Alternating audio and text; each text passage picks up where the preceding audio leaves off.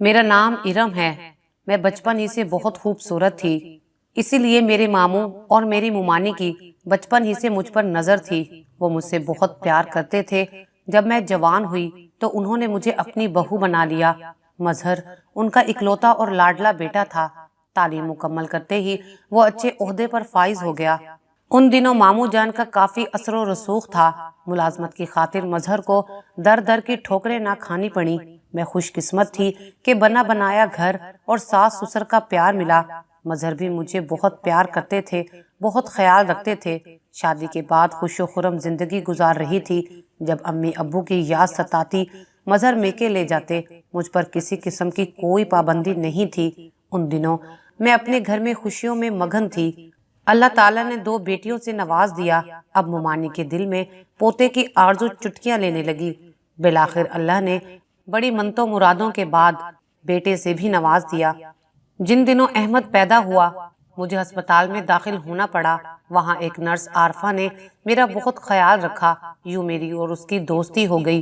अहमद की पैदाइश पर हमने बहुत खुशी मनाई, मिठाई बांटी। मजहर ने सब नर्सों को पैसे दिए। मैंने अपने शोहर से कहा कि आरफा ने मेरी बड़ी खिदमत की है, इसको सिर्फ टिप नहीं कुछ और भी देना चाहिए। मैं चाहती हूँ इसको अच्छा सा जोड़ा दूं। मजहर ने जोड़ा ला दिया।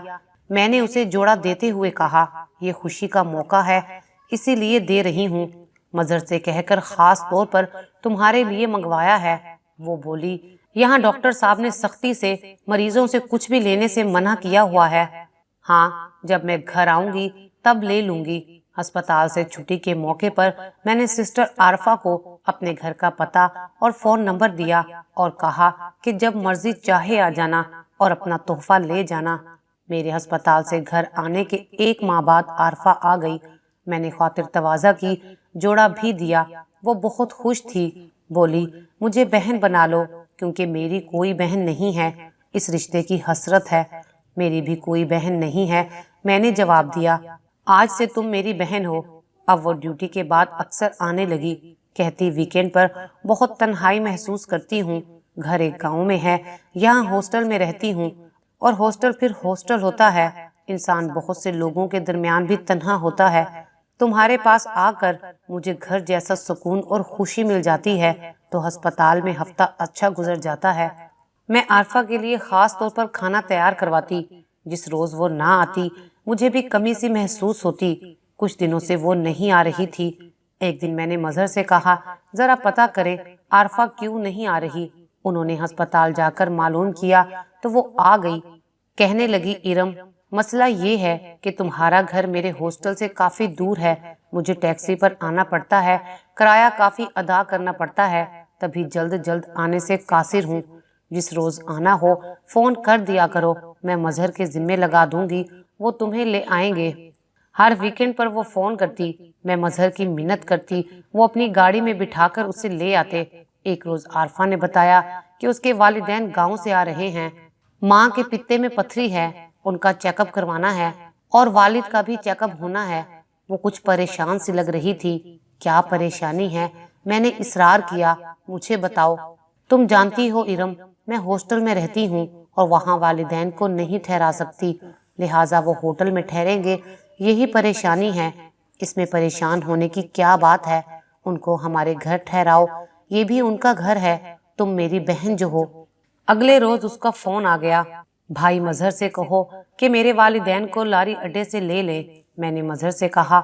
उन्होंने मुंह बनाया, भाई दफ्तर से कैसे लारी अड्डे जाऊंगा, मुझे 100 काम होते हैं। मैंने फिर मिन्नत समाजत की कि बस आज चले जाओ, फिर नहीं कहूंगी।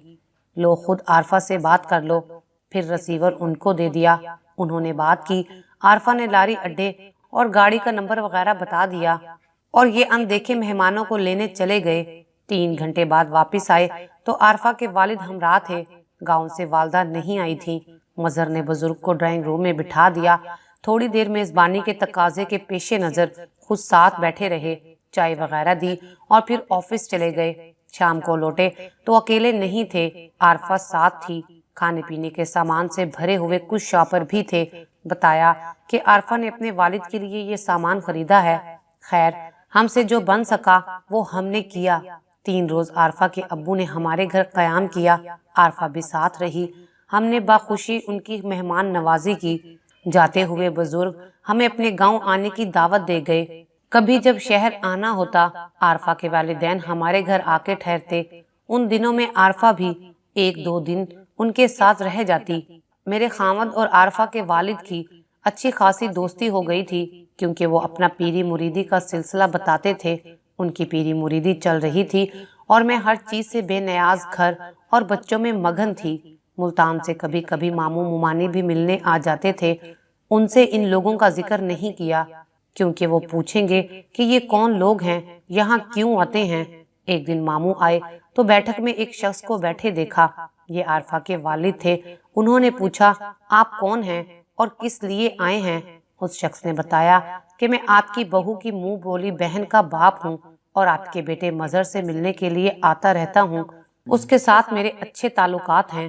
ماموں جہاں دیدہ شخص تھے، کہنے لگے وہ گھر پر نہیں ہیں، لہٰذا آپ اس وقت چلے جائیے، جب گھر پر ہوگا تب آنا۔ مظہر کی غیر موجودگی میں آپ کا یوں ڈرائنگ روم میں بیٹھے رہنا مناسب نہیں ہے۔ ماموں نے آ کر مجھے بتایا کہ میں نے اس آدمی کو چلتا کر دیا ہے، وہ ٹھیک بندہ نہیں لگ رہا تھا۔ میں نے کہا، ماموں یہ آپ نے کیا غضب کیا؟ ان بزرگ کے مظہر سے عقیدہ مندانہ مراسم ہیں، مظہر ناراض ہوں گے کہ وہ گاؤں سے آیا تھا، آپ نے کیوں بیٹھنے نہیں دیا؟ تم نہ سمجھ ہو، زمانے کو جانتی نہیں ہو، ایسے لوگ غلط قسم کے ہوتے ہیں، آئندہ یہ آئے تو اسے گھر کے اندر مت بٹھانا۔ ابھی ہم یہ بات کر ہی رہے تھے کہ عارفہ بھی مظہر کی گاڑی میں آ گئی۔ بولی ابو نے فون کیا تھا کہ وہ آ چکے ہیں، تو میں نے پھر فوراً ہی مظہر بھائی کو فون کر دیا، یہ مجھے اپنی گاڑی میں لے آئے ہیں۔ آج بھی پھل فروٹ اور کھانے پینے کا سامان مظہر لائے تھے۔ عارفہ کو دیکھ کر ماموں کی تیوری پر بل پڑ گئے۔ مجھے دوسرے کمرے میں بلا کر انہوں نے کہا، یہ لڑکی صحیح نہیں ہے، فوراً اس سے تعلقات ختم کر دو ورنہ پچھتاؤ گی۔ ماموں کا رویہ مجھے برا لگا، لیکن احترام کی وجہ سے خاموش رہی۔ عارفہ کے جانے کے بعد ماموں نے مظہر کو بھی خوب سنائی کہ میاں تمہیں دفتر سے یوں چلے آنے کی کیا ضرورت تھی؟ ان فضول لوگوں سے مراسم ترک کرو اور اپنے کام سے کام رکھو۔ 2 دن رہ کر ماموں تو چلے گئے، لیکن میں نے عارفہ سے تعلق ختم نہ کیا، بلکہ معذرت کی کہ ماموں کو کچھ معلوم نہیں تھا، وہ دوسرے شہر میں رہتے ہیں۔ اگر تم لوگوں کو ان کی کوئی بات بری لگی ہو تو درگزر کر دینا۔ ایک روز عارفہ کے والدین آئے تو کہا کہ ہماری بیٹی ایک عرصے سے ہوٹل کا کھانا کھا کھا کر بیمار رہنے لگی ہے، اگر آپ اپنے گھر کا ایک کمرہ رہنے کے لیے عارفہ کو دے دیں تو یہ اپنا خرچ خود اٹھا لے گی۔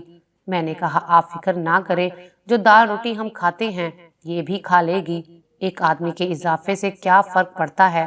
میں اوپر کا ایک کمرہ رہنے کے لیے عارفہ کو دے دوں گی، یہ میری سہیلی ہے، اس کے رہنے سے خوشی ہوگی، اور بہن بھی بنایا ہے تو اتنا بھی نہ کریں، پھر بہن بنانے کا کیا فائدہ۔ اگلے دن عارفہ اپنا سامان لے کر آ گئی۔ اوپر ایک کمرے کے علاوہ باتھ روم اور سٹور بھی تھا، جس کو کچن کے طور پر استعمال کیا جا سکتا تھا، لیکن میں نے اسے کھانا بنانے سے روک دیا۔ جب وہ آ جاتی، جو پکا ہوتا ہمارے ساتھ بیٹھ کر کھا لیتی تھی۔ جو کمرہ اسے دیا تھا اس کی پچھلی دیوار ہمسائے کی دیوار سے ملی ہوئی تھی، سامنے چھت کا کھلا حصہ تھا۔ عارفہ کو کمرہ بہت پسند آیا۔ ایک دن میں ہی میں نے اور عارفہ نے کمرے کی سیٹنگ کی، اور اگلے ہی روز سے عارفہ نے ڈیوٹی پر جانا شروع کر دیا۔ مظہر صبح 8 بجے دفتر چلے جاتے، یہ بھی ان کے گھر سے نکلنے کے 15 منٹ پہلے چلی جاتی۔ کچھ دنوں بعد مظہر دیر سے گھر آنے لگے تو میں پریشان ہو گئی۔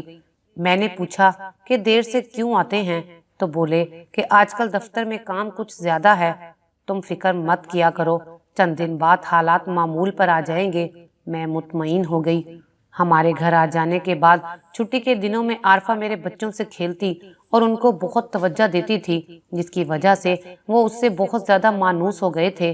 جب وہ ڈیوٹی سے آتی، یہ اس کی آواز سنتے ہی عارفہ کی جانب دوڑ پڑتے۔ چھٹی کے دنوں میں بھی تمام وقت اس کے پاس گھسے رہتے۔ میں سوچتی شاید یہ میرے بچوں کو اتنا پیار اس لیے دیتی ہے تاکہ ہم خوش رہیں اور اس کو مزید اپنے گھر رہنے دیں۔ مجھے صبح سویرے بیدار ہونا پڑتا تھا، لہٰذا نیند بھی جلدی آ جاتی تھی، لیکن ان دنوں عجیب کیفیت تھی۔ رات کا کھانا کھاتے ہی میں بستر پر لیٹ جاتی اور گہری نیند سو جاتی۔ کبھی کبھی جب کوئی بچہ جاگ رہا ہوتا، عارفہ ہی اسے دودھ وغیرہ دے کر سلاتی اور مظہر کو گھر آنے میں دیر ہو جاتی تو انہیں بھی کھانا دے دیتی۔ اب وہ ہمارے گھریلو مسائل میں بھی شیئر کرنے لگی تھی۔ ایک اور بات جو قابل غور تھی کہ پہلے میں جب صبح کو بیدار ہوتی تو تازہ دم ہوتی تھی، لیکن اب آنکھ کھلتے ہی سر میں ہلکا ہلکا درد ہوتا، بھاری پن محسوس ہوتا۔ مظہر کو بتایا تو کہنے لگے دن بھر کے کاموں کی وجہ سے تھک جاتی ہوگی تبھی ایسا ہوتا ہے، لیکن فکر کی کوئی بات نہیں، کچھ سکون کی گولی وغیرہ لے کر سو جایا کرو۔ عارفہ جب سے ہمارے گھر آئی تھی اس نے میرے ساتھ مل کر گھر کی ذمہ داریاں بانٹ لی تھیں، کیونکہ عارفہ میری اور مظہر کی بہن بنی ہوئی تھی۔ وہ مجھے باجی اور مظہر کو بھائی کہتی تھی۔ دن ایسے ہی گزر رہے تھے کہ ایک روز اچانک پڑوسن ملنے آ گئی۔ باتوں باتوں میں بولی، ارم، جب سے تم اور تمہارا شوہر چھت پر سونے لگے ہو میری تو نیند حرام ہو گئی ہے۔ وہ کیسے؟ میں نے پوچھا۔ ہمارا پلنگ تمہارے کمرے کی دیوار کے ساتھ ہے، تم لوگ رات بھر جاگتے ہو اور پیار محبت کی باتیں کرتے ہو تو میرے میاں کہتے ہیں دیکھو سنو ان میاں بیوی میں کتنا پیار ہے، رات بھر خود جاگتے ہیں اور ہمیں بھی جگائے رکھتے ہیں۔ پڑوسن کی بات سن کر میں حیران و پریشان ہو گئی، میرے پیروں تلے سے زمین نکل گئی۔ میں نے وضاحت کی، شنو، جب سے ہم اس مکان میں آئے ہیں میرے شوہر آج تک اوپر جا کر نہیں سوئے، وہاں تو ہماری ایک مہمان رہتی ہے۔ وہ بولی، اگر یہ بات سچ ہے تو تم اپنے میاں اور اپنی سہیلی کی نگرانی کرو۔ وہ یہ کہہ کر چلی گئی، لیکن میرے دل کا چین و سکون لوٹ کر لے گئی۔ اس رات میں نے کھانا نہ کھایا، لیکن یہی ظاہر کیا کہ کھانا کھا لیا ہے۔ کھانا اپنے کمرے میں لے گئی اور باہر کھڑکی سے نیچے پھینک دیا کہ کسی کتے بلی کا پیٹ بھر جائے گا تو یہ جانور دعا دے گا۔ کھانا اس خیال سے نہ کھایا کہ کھانا کھانے کے بعد مجھے گہری نیند آ جائے گی اور میں عارفہ کی نگرانی نہیں کر سکوں گی۔ وقت مقررہ پر میں بیڈ پر لیٹ گئی اور یوں ظاہر کیا کہ میں اب گہری نیند سو رہی ہوں۔ رات 12 بجے جب مظہر کو یقین ہو گیا کہ میں سو رہی ہوں تو وہ دبے قدموں اٹھ کر اوپر چلے گئے۔ تھوڑی دیر بعد میں بھی دبے پاؤں ان کے پیچھے گئی۔ کمرے کا دروازہ بند تھا، ہینڈل پر ہاتھ رکھا تو وہ کھل گیا۔ کمرے میں ہلکا ہلکا اندھیرا تھا، اس ہلکے اندھیرے میں مجھے اپنے میاں کا جوتا نظر آ گیا۔ وہ میں نے اٹھا لیا۔ اس سے پہلے کہ یہ سنبھلتے، لحاف ہٹا کر میں نے جوتے سے عارفہ کو مارنا شروع کر دیا۔ مظہر نے مجھے پکڑا، کہنے لگے بس کرو، کیا دیوانی ہو گئی ہو؟ ہاں دیوانی ہو گئی ہوں، سب پتہ چل گیا ہے مجھے۔ وہ دونوں ذرا بھی شرمندہ نہ ہوئے، کہا اچھا ہوا جو پتہ چل گیا ہے، اب معاملہ حل کرنا مزید آسان ہو گیا ہے، اب نیچے چلو، وہاں چل کر بات کرتے ہیں۔ وہ زبردستی دھکیلتے ہوئے مجھے نیچے لائے اور میرے منہ پر ہاتھ رکھ دیا کہ شور مت کرنا ورنہ برا ہوگا۔ تھوڑی دیر بعد عارفہ بھی نیچے آ گئی۔ میرے جو منہ میں آیا میں بک رہی تھی۔ مظہر نے کہا کہ جھگڑے سے بات بڑھے گی، نقصان تمہارا ہی ہوگا، اس لیے خود کو سنبھالو۔ عارفہ میری ہونے والی دوسری بیوی ہے، ہم شادی کر رہے ہیں، اگر تم نے اس گھر میں رہنا ہے تو مجھے عارفہ کے ساتھ شادی کی اجازت دے دو۔ جس نے بہن بن کر دھوکہ دیا اس کے ساتھ شادی کی اجازت مانگ رہے ہو؟ ہرگز نہیں، میں چلائی۔ احسان فراموش اور کم ذات ہے یہ، اس نے میرے گھر کے سکون پر ڈاکہ ڈالا ہے، اور تم تو اسے منہ سے بہن کہتے تھے، اور کیا یہ تم اس کے ساتھ گھٹیا حرکتیں کرتے رہے ہو؟ تمہیں ذرا بھی شرم نہیں آئی؟ مظہر نے کہا ہاں میں اسے بہن کہتا تھا، مگر یہ میری سکی بہن تو نہیں ہے۔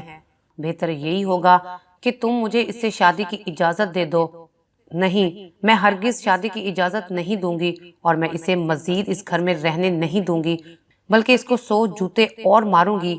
پہلے سہیلی اور بہن بنی، پھر گھر میں گھس آئی اور اب دھوکہ دے رہی ہے، بے وقوف بنا رہی ہے۔ بے وقوف تو تم پہلے دن سے ہو، ہمارا سلسلہ تو ہسپتال والے دن سے چل رہا ہے، تمہیں نے ہوش کے ناخن نہ لیے تو ہمارا کیا قصور؟ نکل جاؤ میرے گھر سے ابھی اور اسی وقت۔ میں عارفہ پر دھاڑی، یہ گھر اور یہ بچے میرے ہیں، یہ نہیں نکلے گی، تم جاؤ گی۔ مظہر نے مجھے جتلا دیا، خیر چاہتی ہو تو خاموش ہو جاؤ، یہ چیخو پکار بند کرو ورنہ پڑوسی آ جائیں گے۔ آ جائیں پڑوسی، ویسے بھی ان سب کو معلوم ہے تمہارے کرتوت۔ عارفہ نے کچھ کہنے کی کئی بار کوشش کی مگر میں نے اسے بولنے نہ دیا، گالیوں سے نوازتی رہی۔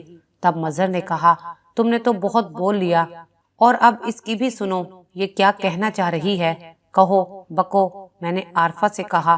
وہ میرے بجائے مظہر کو مخاطب کر کے کہنے لگی، بس اب بہت ہو چکی، اب میں تمہارے ساتھ اس وقت رہوں گی جب تم اسے طلاق دے دو گے۔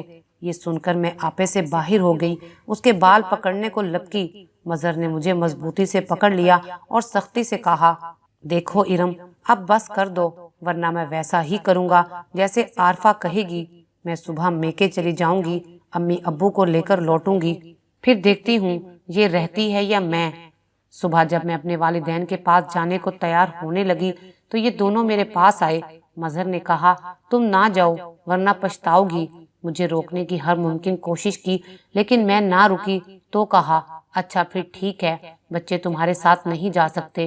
میں تو یہ سوچ کر جا رہی تھی کہ کل امی ابو کو ساتھ لے کر واپس آ جاؤں گی۔ امی ابو ماموں کے گھر آئے۔ ماموں نے کہا، بیٹی کیا میں نے تمہیں نہیں کہا تھا کہ یہ لوگ ٹھیک نہیں ہیں، انہیں گھر میں مت آنے دو؟ تم نے میرے کہے کو اہمیت نہ دی اور اب وہی ہوا جس کا اندیشہ تھا۔ امی ابو میرے ساس سسر کے ہمراہ مجھے لے کر لاہور آئے تو مکان کو تالا لگا ہوا تھا۔ ہمسائے نے کہا کہ وہ بچوں کو لے کر گئے تھے، ابھی تک نہیں لوٹے۔ ماموں نے تالا توڑا اور ہم گھر میں بیٹھ کر ان کا انتظار کرنے لگے۔ انتظار بیکار تھا، وہ نہیں آئے، جانے بچوں کو بھی کہاں چھپا دیا تھا۔ ہم واپس ملتان آئے تو مظہر ملتان آئے ہوئے تھے لیکن بچے ساتھ نہیں تھے۔ ماموں نے کافی سمجھایا، اس وقت تو سر جھکائے خاموش بیٹھے رہے۔ اگلے دن صبح جبکہ سب سو رہے تھے وہ چلے گئے۔ ماموں نے مجھے تسلی دی، کہا، بیٹی تم فی الحال ہمارے پاس رہو، میں خود لاہور جا کر حالات کا جائزہ لیتا ہوں۔ ابھی اس کے سر پر اس عورت کا بھوت سوار ہے، میں اسے راہ راست پر لے آؤں گا۔ امی ابو کہنے لگے، جب تک وہ راہ راست پر نہیں آ جاتا یہ ہمارے ساتھ رہے گی۔ والد مجھے اپنے ساتھ گھر لے آئے۔ میں والدین کے گھر تو آ گئی مگر غم سے میرا برا حال تھا، بچے یاد آ رہے تھے۔ ایک ماہ بامشکل تمام ہوا تھا کہ مظہر کی جانب سے طلاق کے کاغذات آ گئے۔ اس اچانک صدمے میں بے ہوش ہو گئی۔ اب کیا باقی رہ گیا تھا؟ ساری امیدیں خاک میں مل گئی تھیں۔ مظہر نے عارفہ سے شادی کر لی۔ 2 سال میں نے سسک سسک کر گزار دیے۔ جب بچوں کے بارے میں بات ہوتی تو مظہر کا یہی جواب ہوتا، میرے بچے ہیں، میرے پاس رہیں گے۔ ارم کا ان سے کوئی واسطہ نہیں ہے، وہ خود گھر چھوڑ کر گئی تھی۔ آخر کار والد صاحب نے زبردستی میرا نکاح اپنے ایک دوست کے بیٹے سے کر کے مجھے رخصت کر دیا۔ میرا دوسرا خاوند میرے دکھ کا حال جانتا تھا، تبھی مجاہد میرا بہت خیال رکھتے تھے اور خوش رکھنے کی کوشش بھی کرتے تھے، لیکن جیسے خوشی دل سے روٹھ گئی ہو۔ مجھے بچوں کی بہت یاد آتی تھی لیکن مظہر مجھے بچوں سے ملنے نہیں دیتا تھا۔ میری شادی کو ابھی بمشکل 6 ماہ ہی گزرے تھے کہ یہ خبر سننے کو ملی۔ جس طرح عارفہ نے پہلے مجھے دھوکہ دیا، اسی طرح اب مظہر کو بھی دھوکہ دیا ہے۔ اس کا سب کچھ لوٹ کر وہ کسی لڑکے کے ساتھ بھاگ گئی ہے، یہاں تک کہ مظہر نے اپنا گھر بھی اس کے نام کر دیا تھا۔ عارفہ کے کسی لڑکے کے ساتھ چلے جانے کے بعد مظہر میرے بچوں کو ماموں جان کے پاس چھوڑ گئے اور ماموں جان نے وہ بچے مجھے دے دیے۔ آج میں اپنے بچوں اور اپنے شوہر کے ساتھ بہت خوش ہوں، انہوں نے بھی میرے بچوں کو خوشی خوشی قبول کر لیا ہے، مگر آج مظہر در بدر کی ٹھوکریں کھا رہے ہیں اور اکیلے کے اکیلے رہ گئے ہیں۔ آج وہ بہت پچھتاتے ہیں کہ انہوں نے اپنا ہنستا بستا گھر ایک لڑکی کی خاطر اپنے ہاتھوں سے اجاڑ دیا اور اس لڑکی نے آج ان کی زندگی بھی برباد کر دی۔ اگر آپ کو ہماری یہ ویڈیو اچھی لگی ہو تو اسے لائک کریں، شیئر کریں اور مزید اچھی ویڈیوز دیکھنے کے لیے ہمارا چینل سبسکرائب کریں۔